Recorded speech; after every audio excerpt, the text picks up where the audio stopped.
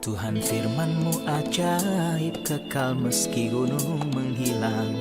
Tiada huruf yang gagal, tak terpatahkan siasat. Hidup seperti-Mu ya Allah, lebih dari emas. Aku bersaksi kitab-Mu, kitab yang suci. Terdengarkan firman-Mu, hibur hati yang luka. Terangilah langkahku kemanapun ku pergi. Biarkanlah firman-Mu berkuasa atasku. Ubahkanku, bebaskanku, ku mau menyenangkan-Mu. Tuhan firman-Mu ajaib, kekal meski dunia.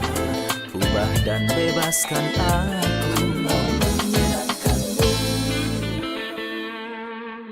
Salam jumpa pemirsa terkasih, saya menyambut Anda sekalian dimanapun Anda berada dalam episode terbaru program studi harian kita Semua Kitab Suci, di mana kita mempelajari semua kitab dalam Alkitab dari kitab Kejadian hingga Wahyu.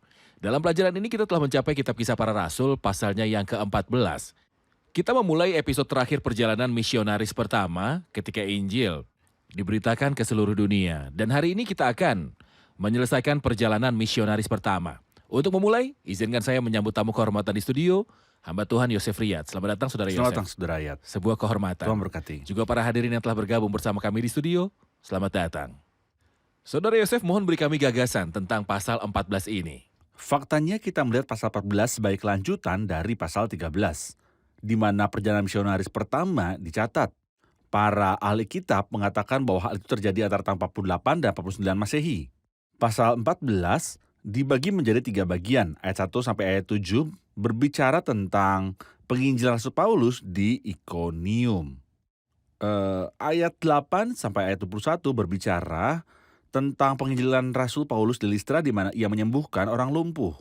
Dan dari sana mereka harus mempersembahkan korban untuknya sebagai persembahan karena mereka berkata dewa-dewa telah turun ke tengah-tengah kita dalam rupa manusia. Tetapi setelah itu mereka mencoba merajam Rasul Paulus dan benar-benar merajamnya sampai mereka mengira dia mati. Sisa pasal ini adalah bagian kedua yang merupakan perjalanan kembali untuk memperkuat gereja-gereja di mana dia melayani dan kemudian kembali ke Antioquia, di mana dia dipercayakan kepada kasih karunia Tuhan untuk memberitahu mereka dalam kasih tentang apa yang Tuhan lakukan kepadanya dalam perjalanan misionarisnya. Jadi apakah Ikonium merupakan stasiun pertama di pasal ini? Ya, Mohon ceritakan tentang penginjilan di Ikonium dan hasilnya. di Ikonium dia memasuki sinagoga seperti biasa. Sejumlah besar orang percaya tetapi juga sejumlah besar orang menahan dan menolak. Perlawanan tidak hanya dengan kata-kata tetapi juga sengit dan kejam. Alkitab memberitahu kita dalam ayat 2 memanaskan hati orang-orang yang tidak mengenal Allah dan membuat mereka gusar terhadap saudara-saudara itu.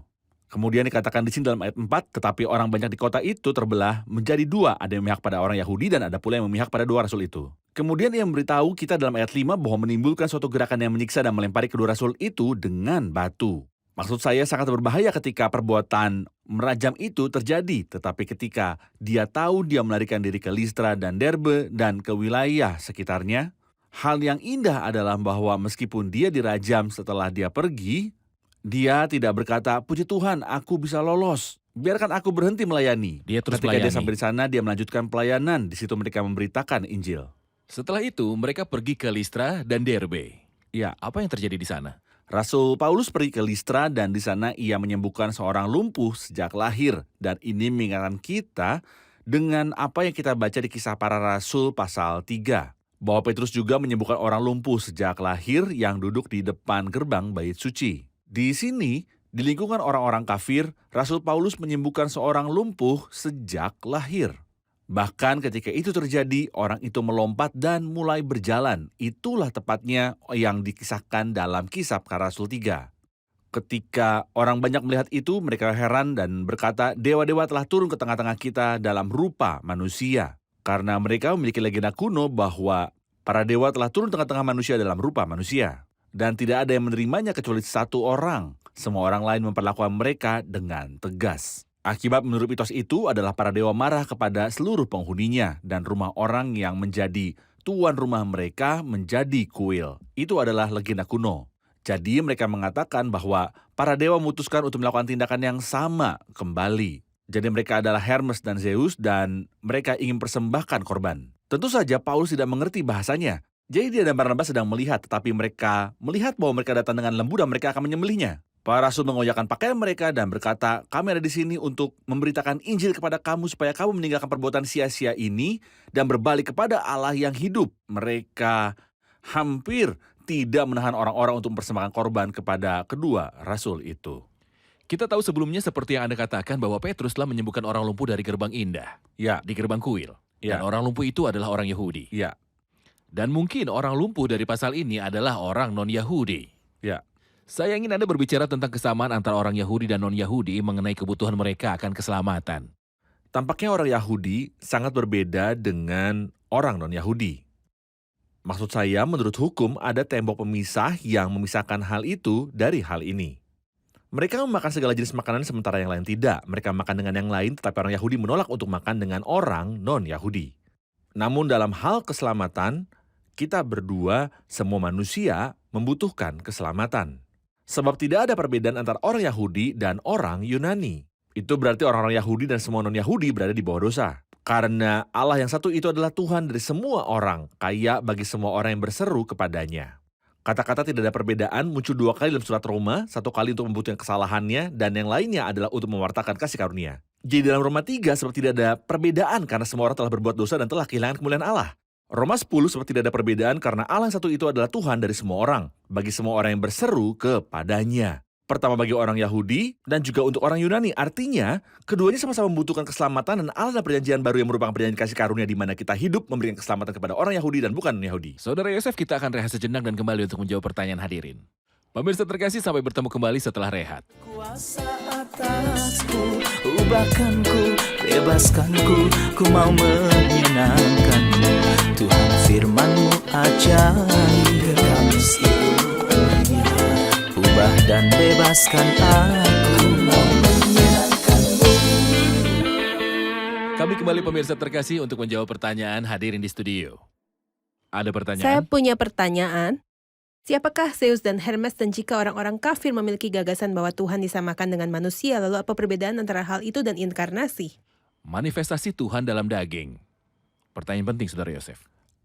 Zeus dan Hermes adalah nama-nama dewa kaum pagan.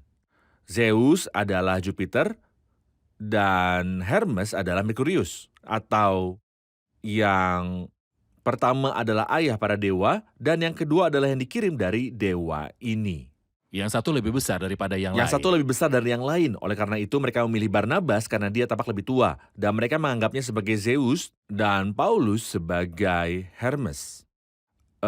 Saya percaya gagasan bahwa Tuhan disamakan dengan manusia berakar pada manusia sejak lama. Manusia rindu untuk melihat Tuhan dan saya pikir ini diungkapkan oleh para filsuf dan orang-orang saleh. Misalnya di antara orang-orang saleh yang ingin melihat Tuhan adalah Ayub dan Musa. Semoga aku tahu mendapatkan dia, inilah yang dikatakan Ayub. Musa berkata, perlihatkan kiranya kemuliaannya kepadaku. Aku ingin melihat engkau. Saya pikir secara umum, Manusia pada umumnya. manusia merindukan Tuhan. Memiliki kerinduan yang terasa seperti bertanya, dari mana aku berasal? Dari mana aku datang? Tidak hanya kemana saya akan pergi, tapi juga dari mana asal saya. Apakah asal saya seperti yang dikatakan beberapa orang hari ini suatu kebetulan? Berarti kebetulan terjadi di alam semesta dan menciptakan manusia dengan cara yang begitu ajaib. Manusia dalam pikiran sendiri tidak yakin dengan pemikiran ateis. Dia tidak yakin karena hal itu tidak meyakinkan. Jadi, siapa saya? Manusia bertanya pada dirinya sendiri. Jadi dia rindu untuk melihat Tuhan. Jadi Tuhan tidak turun untuk menyatakan dirinya kepada kita. Kita pasti masih tersesat dan bingung. Bertanya dari siapa kita berasal. Namun bersyukur karena kita memiliki Alkitab. Kita memiliki wahyu ilahi yang agung. Kita tahu bahwa kita sebenarnya adalah keturunan Tuhan. Seperti yang Paulus katakan kemudian dalam pasal 17. Dalam khotbahnya di Athena. Berbicara kepada para filsuf yang bijaksana. Ya, kita berasal dari Tuhan. Jadi saya pikir karena kerinduan manusia untuk melihat Tuhan dan mengenal Tuhan, saya menyamakan dengan anak laki-laki yang tidak mengenal ayahnya dan karena itu dia memiliki masalah psikologis yang luar biasa. Jadi tidak peduli bagaimana orang mencoba untuk menutupinya, dia memiliki kebutuhan yang dalam di hatinya dan manusia tanpa pengetahuan tentang Tuhan akan menjadi bingung. Ingin tahu dari mana asalnya, dia ingin mengenal Tuhan. Setan memanfaatkan kesempatan ini untuk membuat dewa-dewa disamakan. Pertama, dia membuat orang menyembah berhala seperti dewa mereka. Tetapi karena tidak meyakinkan bahwa berhala yang saya buat dengan tangan saya sendiri adalah dewa yang di hadapannya saya sujud dan menyembah, jadi dia membawa beberapa manusia super, orang-orang yang superior, makhluk yang agung, dan menjadikan mereka mewakili para dewa. Seperti yang terjadi di Mesir kuno ketika Firaun menganggap dirinya sebagai dewa dan orang-orang harus menyembah dan sujud kepadanya.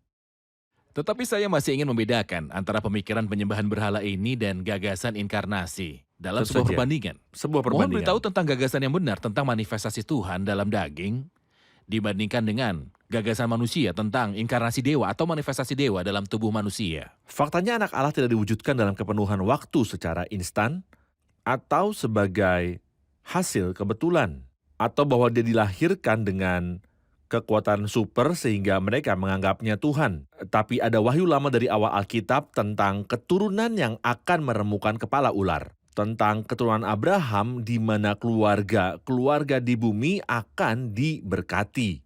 Dan terang mulai bersinar secara bertahap sampai Yesaya datang kepada kita dan berkata, "Karena bagi kami seorang anak telah lahir, bagi kami seorang putra telah diberikan, dan namanya akan disebut Penasihat Ajaib, Allah yang perkasa, Bapa yang kekal, Raja damai." Ada banyak nubuatan sebelum kedatangan Kristus yang mengatakan bahwa Tuhan akan mengunjungi umat manusia. Ketika Kristus datang, dia hidup di antara manusia, dia bukan cerita legenda, tapi dia benar-benar hidup. Rasul Petrus dapat mengatakan Yesus dari Nazaret. Seseorang telah ditentukan Allah dan dinyatakan kepadamu dengan kekuatan-kekuatan dan mujizat-mujizat dan tanda-tanda yang dilakukan oleh Allah dengan perantaraan dia di tengah-tengah kamu seperti yang kamu tahu. Dan ketika dia pergi ke Cornelius, dia memberitahunya, apakah Anda tahu apa yang terjadi? Pernahkah Anda mendengar tentang apa yang terjadi? Jadi apa yang terjadi bukan hanya legenda, tetapi fakta. Kisah memiliki banyak nubuat dalam perjanjian lama. Ketika Kristus datang, dia membuktikan dengan hal yang jelas bahwa dia adalah Tuhan melalui perbuatannya yang ajaib dan tanda-tandanya yang telah dia lakukan. Mohon beritahu saya satu atau dua perbuatan untuk membuktikan bahwa Kristus yang ada di sini sebagai manusia di bumi adalah Tuhan yang bermanifestasi dalam Ketika daging. dia memerintahkan laut berkata, tenang, diam. Dan ada ketenangan yang luar biasa. Siapa yang memiliki otoritas atas angin dan laut? Maka orang-orang berkata, lalu siapakah dia ini? Para murid berkata demikian. Bahkan angin dan laut mematuhinya. Dan ketika dia membangkitkan Lazarus dari kematian, setelah dia membusuk, Marta berkata kepadanya, saya tahu kekuatan Anda. Dan bahwa Anda dapat melakukan kewajiban, tapi pada saat ini sudah bau busuk. Artinya sudah berakhir yang membangkitkan tulang setelah membusuk. Siapa yang bisa membangkitkan orang mati setelah berbau? Tidak ada yang lain selain Tuhan. Jadi setidaknya mujizat ini di antara terlalu banyak mujizat dalam Alkitab membuktikan dan menunjukkan bahwa Kristus adalah Allah itu sendiri. Setelah kejadian ini dan setelah para imam Zeus dan Hermes ingin mempersembahkan korban dan menyembah mereka, di ayat 14, mendengar itu Barnabas dan Paulus mengoyakkan pakaian mereka lalu terjun ke tengah-tengah orang banyak itu sambil berseru, "Hai kamu sekalian, mengapa kamu berbuat demikian? Kami ini adalah manusia biasa sama seperti kamu. Kami ada di sini untuk memberitakan Injil kepada kamu supaya kamu meninggalkan perbuatan sia-sia ini dan berbalik kepada Allah yang hidup yang telah menjadikan langit dan bumi dan laut dan isinya. Dalam zaman yang lampau, Allah membiarkan semua bangsa menuruti jalannya masing-masing. Namun ia bukan tidak menyatakan dirinya dengan berbagai-bagai kebajikan, yaitu dengan menurunkan hujan dari langit dan dengan memberikan musim-musim subur bagi kamu. Ia memuaskan hatimu dengan makanan dan kegembiraan." Walaupun rasul-rasul itu berkata demikian, namun hampir-hampir tidak dapat mereka mencegah orang banyak mempersembahkan korban kepada mereka. Tetapi datanglah orang-orang Yahudi dari Antioquia dan Iconium, dan mereka membujuk orang banyak itu memihak mereka, lalu mereka melempari Paulus dengan batu dan menyeretnya keluar kota karena mereka menyangka bahwa ia telah mati. Akan tetapi ketika murid-murid itu berdiri mengelilingi dia, bangkitlah ia lalu masuk ke dalam kota. Keesokan harinya berangkatlah ia bersama-sama dengan Barnabas ke Derbe. Paulus dan Barnabas memberitakan Injil di kota itu dan memperoleh banyak murid. Saya ingin Anda berkomentar tentang apa yang disebut dengan khotbah Paulus di hadapan orang kafir ini. Dia berbicara dengan mereka di pasal sebelumnya tentang cara Allah berurusan dengan bangsa duniawi, orang-orang Yahudi di bumi. Ia berbicara tentang kesetiaan Tuhan dan di sini ia berbicara tentang cara Tuhan berurusan dengan orang bukan Yahudi. Dia berbicara tentang kebaikan Tuhan karena dia tidak meninggalkan umatnya. Karena dia baik, dia membiarkan semua bangsa berjalan di jalan mereka sendiri. Namun dia tidak meninggalkan dirinya sendiri tanpa saksi. Ada seorang saksi bagi Tuhan, tetapi dia membiarkan semua orang berjalan sesukanya. Namun dia tidak menghalangi kebaikan dari mereka. Dengan berbagai kebajikan, yaitu dengan menurunkan hujan dari langit dan dengan memberikan musim-musim subur bagi kamu, yang memuaskan hatimu dengan makanan dan kegembiraan. Dia bicara kepada orang bukan Yahudi tentang kebaikan Tuhan. Dia berbicara kepada orang Yahudi tentang kesetiaan Tuhan. Dan karena dia setia, dia tidak meninggalkan orang-orang. Karena dia baik, dia membiarkan bangsa-bangsa berjalan di jalan Apa artinya mereka. dia meninggalkan bangsa-bangsa untuk berjalan di jalan mereka? Itu berarti bahwa dia tidak memaksa mereka untuk melakukan apapun, tapi membiarkan mereka dalam pikiran mereka. Dan karena mereka merasa tidak pantas mengakui Tuhan, Tuhan menyerahkan mereka, Tuhan meninggalkan mereka untuk melakukan apapun yang mereka lakukan. Meskipun dia tidak meninggalkan dirinya sendiri tanpa kesaksian. Dari waktu ke waktu dalam perjanjian lama kita menemukan bahwa beberapa bangsa memiliki hubungan yang nyata dengan Tuhan. Mereka percaya pada Tuhan yang hidup yang sejati. Misalnya kita baca tentang seorang bernama Itai orang Gad. Itai orang Gad adalah salah satu pahlawan Daud. Satu lagi adalah orang Het, dan salah satu putra Het jadi antara orang-orang jahat. Ada orang-orang yang saleh, yang mengenal Allah yang benar dan menyembahnya. Sejarah memberitahu kita bahwa orang-orang Ikonium, Listra, Derbe berasal dari provinsi Galatia. Dan dikatakan bahwa yang membedakan penduduk provinsi ini adalah perubahan dan ketidakstabilan pada satu pendapat. Mohon tunjukkan bahwa ini sesuatu yang jelas, bahwa mereka ingin menyembah Paulus dan Barnabas. Kemudian mereka berubah pikiran dan ingin melempari mereka berdua dengan batu. Seperti yang Anda sebutkan, komunitas di Galatia sebenarnya bisa berubah. Surat Galatia mengatakan demikian, aku heran bahwa kamu begitu lekas berbalik daripada dia. Yang oleh kasih karunia Kristus telah memanggil kamu dan mengikuti suatu Injil lain. Kemudian dia memberitahu mereka dalam surat Galatia yang sama, pada awalnya engkau menerima aku sebagai seorang malaikat Allah, bahwa jika mungkin kamu telah menjungkil matamu dan memberikannya kepadaku. Apakah dengan mengatakan kebenaran kepadamu aku telah menjadi musuhmu? Perubahan yang sangat cepat. Di sini kita melihat gambar yang jelas dan tegas, maksud saya benar-benar hitam dan putih. Pada awalnya mereka mengatakan bahwa ini adalah dewa, dan mereka ingin berkorban kepada dewa. Setelah beberapa saat, orang-orang Yahudi meyakinkan mereka bahwa Paulus itu tidak baik. Jadi mereka melempari Paulus dengan batu sampai mereka mengira dia sudah mati. Jadi mereka membunuh para dewa, bukan membunuh Mereka para membunuh para dewa. dewa. Jangan kaget, bukan hanya orang-orang ini, tapi saya melihat bahwa manusia memang seperti itu. Manusia sangat mudah marah. Bukti saya tentang ini adalah apa yang terjadi di Yerusalem. Pada hari Minggu, Hosana bagi anak Daud. Pada hari Jumat, salibkan dia. Kita tidak memiliki raja selain Kaisar. Kami tidak menginginkan Yesus, tapi kami menginginkan Barabas. Baik, kita rehat sejenak dan kembali untuk menjawab pertanyaan hadirin. Pemirsa terkasih, sampai berjumpa kembali setelah rehat. Kuasa atasku, ubahkanku, bebaskanku, ku mau menyenangkanmu. Tuhan firman-Mu ajaib, kekal seluruhnya. Ubah dan bebaskan aku, mau menyenangkanmu. Kami kembali pemirsa terkasih untuk menjawab pertanyaan dari hadirin di studio. Silakan. Mengapa Tuhan mengizinkan hambanya Paulus dilempari dengan batu? Mengapa Paulus diizinkan untuk dilempari batu? Tuhan bisa menyelamatkan dia. Saya pikir ada semacam menabur dan menuai. Pertama, ketika Tuhan menyelamatkan Saulus, dia berkata, aku sendiri akan menunjukkan kepadanya betapa banyak penderitaan yang harus ia tanggung oleh karena namaku. Paulus dengan segenap keberanian menghadapi penganiayaan yang tidak pernah dihadapi manusia lain sejak awal sejarah Kristen. Mungkin sejak awal sejarah manusia. Dia menahan rasa sakit. Dan daftar rasa sakit ini jelas dan meyakinkan dalam Korintus pasal 11. Tetapi mengenai hal menabur dan menuai, saya terkejut. Ketika kita membaca bahwa penduduk kota itu ingin mempersembahkan korban kepada Barnabas dan Paulus. Tetapi ketika mereka melempari batu, mereka hanya melempari Paulus dengan batu.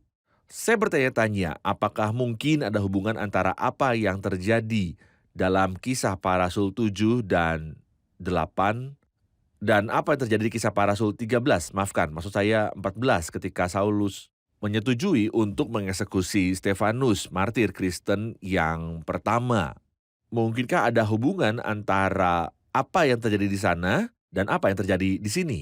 Saya pikir benar-benar ada hubungannya. Oleh karena itu, Barnabas yang paling dihargai dan paling besar di mata orang-orang ini tidak dirajam, tetapi Paulus dirajam karena dia setuju dengan rajam Stefanus, martir Kristus. Barnabas adalah orang yang baik seperti yang telah kita katakan berkali-kali. Seorang pria yang ramah dan mencintai orang-orang dan dia memiliki hati yang terbuka lebar untuk semua orang. Jadi dia tidak dilempari batu.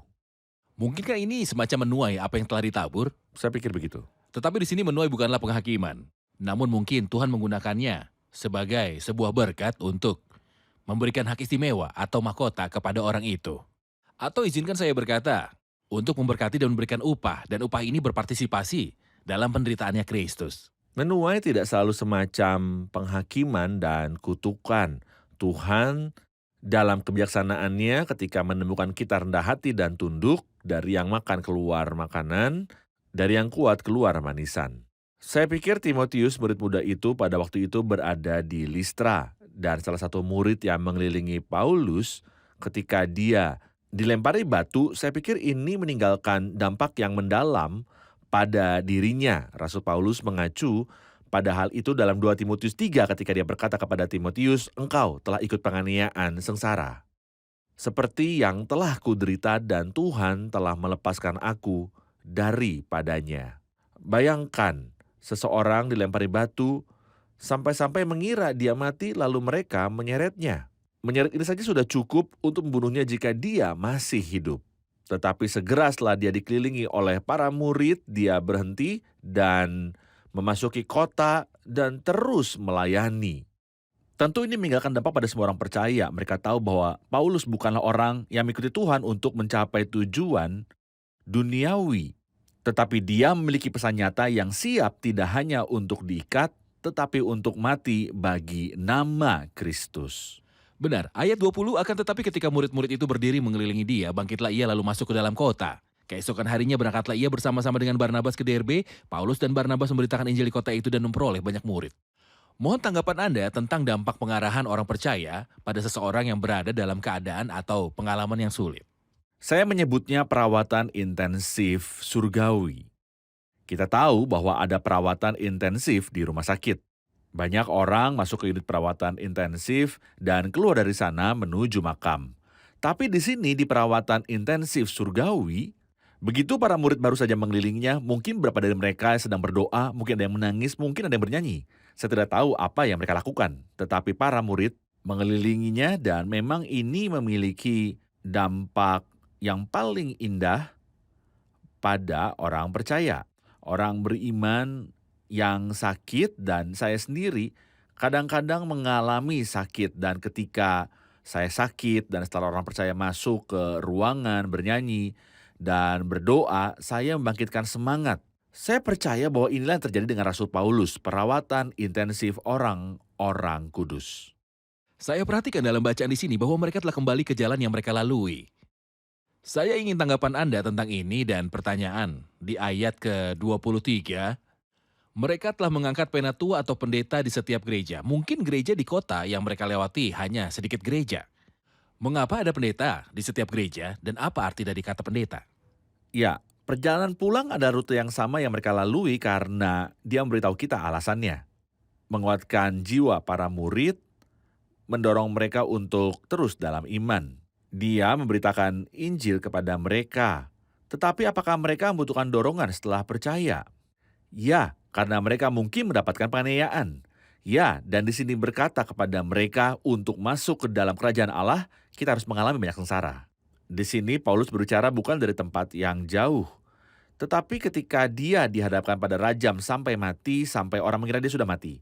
Jadi ketika dia berkata kepada mereka, jadilah kuat, tahan rasa sakitnya. Dia tidak membanding orang dengan beban yang berat untuk dipikul, sedang dia sendiri tidak menggerakkan beban dengan jarinya. Tapi dia dilempari batu sampai mati, jadi itu adalah haknya untuk mengatakannya kepada orang-orang yang beriman. Bahwa kita akan tertimpa rasa sakit. Jangan takut dalam menghadapi pencobaan dan bahwa melalui banyak kesesaran kita harus masuk ke dalam kerajaan Allah. Adapun gereja, saya pikir jumlahnya besar dan mereka membutuhkan pendeta dalam arti siapa yang mengurus kawanan dan memperhatikan urusannya. Arti kata pendeta adalah penatua. Kata itu bukan bahasa Arab, tetapi itu adalah kata Suriah. kesisu. Dan bahasa Arab diterjemahkan penatua. Penatua karena mereka memiliki pengalaman bagaimana memelihara kawanan domba secara rohani. Lebih baik bahwa siapapun yang merawat kawanan tidak boleh muda secara iman maupun usia, tetapi lebih tua dan memiliki anak-anak yang tunduk seperti yang dia katakan kepada kita dalam 1 Timotius 3. Tetapi kita perhatikan bahwa Paulus dan Barnabas tidak menunjuk para pendeta dalam perjalanan pertama, tapi dalam perjalanan mereka kembali. Karena dalam perjalanan pertama mereka semua masih baru dalam iman. Menurut syarat-syarat pengangkatan seorang uskup atau penatua berdasarkan 1 Timotius 3 ayat 6, ia tidak boleh seorang petobat baru agar jangan ia menjadi sombong dan kena hukum iblis. Karena itu dalam perjalanan kembali, dia bisa melihat orang-orang yang telah dewasa dan mampu mengambil tanggung jawab saudara mereka. Jadi dia bisa membawa, menanggung, membimbing, memimpin, dan menasihati mereka. Jadi dia mengangkat para penatua. Anda mungkin ingat bahwa dalam Kisah Para Rasul 6, murid-murid yang percaya adalah orang-orang yang memilih diaken karena itu adalah pelayanan fisik. Tapi di sini bukan para murid yang memilih para imam, tetapi Rasul Paulus dan Barnabas yang melakukannya. Mereka telah mengangkat penatua untuk mereka di setiap gereja. Dengan doa dan puasa, mereka menyerahkannya kepada Tuhan. Anda telah memberi saya 3 nama dan Anda mengatakan bahwa pendeta berarti penatua. Mereka yang bertanggung jawab untuk menggembalakan di dalam gereja. Benar. Dan Anda juga berkata mereka adalah uskup. Ya. Apakah mereka penatua atau pendeta atau uskup? Atau apa sebenarnya? Mereka memiliki nama-nama ini dan juga ada nama keempat dalam 1 Petrus pasal 5. Penilik, aku menasihatkan para penatua. Di antara kamu, aku sebagai teman penatua, gembalakanlah kawanan domba Allah yang ada di padamu untuk melakukan pengawasan. Orang-orang mendirikan kantor di gereja yang adalah pengawas dan yang lain adalah pendeta dan uskup. Mereka tidak menyadari bahwa semua panggilan ini memiliki karakter yang sama. Ketika kita mencapai kitab Kisah Para Rasul, pasal 20 dalam ayat 17, dia mengirim ke Efesus dan memanggil para penatua gereja. Ayat 28, karena itu jagalah dirimu dan jagalah seluruh kawanan, karena kamulah yang ditetapkan Roh Kudus menjadi penilik. Jadi, penatua ayat 17 adalah penilik ayat 28. Mereka memiliki 4 gelar: pendeta, penatua, uskup, dan penilik. Terima kasih Saudara Yosef, kita telah mencapai akhir episode. Tuhan memberkati. Tuhan beserta Anda. Mari rangkum bersama hadirin di studio. Apa yang kita lihat dalam reaksi penduduk Listra terhadap Paulus dan juga Barnabas yang mau berkorban untuk mereka tapi kemudian mau melempari mereka dengan batu? Kita mengerti bahwa penduduk Listra berhubungan dengan Galatia. Mereka dikenal memiliki perubahan pikiran yang cepat. Hal itu jelas dalam surat Paulus yang dikirim ke gereja Galatia. Jadi pada awalnya mereka mengagumi Paulus dan Barnabas dan ingin berkorban untuk mereka. Lalu saat orang Yahudi datang dan memberitahu mereka kata-kata yang berbeda, mereka ingin membunuhnya karena berubah. Siapa Zeus dan Hermes? Bagaimana dengan gagasan bahwa para dewa menjadi seperti manusia? Samakah itu dengan gagasan Tuhan yang bermanifestasi dalam daging? Zeus dan Hermes adalah 2 dewa. Mereka mengatakan tentang Zeus bahwa dia adalah Barnabas, yaitu Jupiter. Dan Paulus adalah Hermes, yaitu Merkurius. Mereka dikirim atas nama Tuhan. Ini karangan manusia karena manusia rindu melihat Tuhan, maka berusaha menyamakan Tuhan dengan manusia lainnya. Tapi ini sama sekali berbeda dari inkarnasi Kristus, karena inkarnasi Kristus bukanlah sebuah peristiwa instan yang aneh, tapi sudah banyak nubuatan yang menyatakan bahwa akan ada seseorang yang datang dan ini menjadi Tuhan yang dimanifestasikan dalam daging. Terima kasih Saudara Yosef dan para hadirin. Tuhan Kita akan berkati. lanjutkan di episode selanjutnya. Tuhan menyertai. Tuhan firman-Mu ajaib, kekal meski gunung menghilang. Tiada huruf yang gagal, tak terpatahkan siasat. Hidup seperti-Mu ya Allah, lebih dari emas. Aku bersaksi kitab-Mu, kitab yang suci. Mendengarkan firman-Mu, hibur hati yang luka. Terangilah langkahku, kemanapun ku pergi. Biarkanlah firman-Mu berkuasa atasku. Ubahkanku, bebaskanku, ku mau menyenangkan-Mu. Tuhan firman-Mu ajaib, kekal selamanya. Ubah dan bebaskan aku.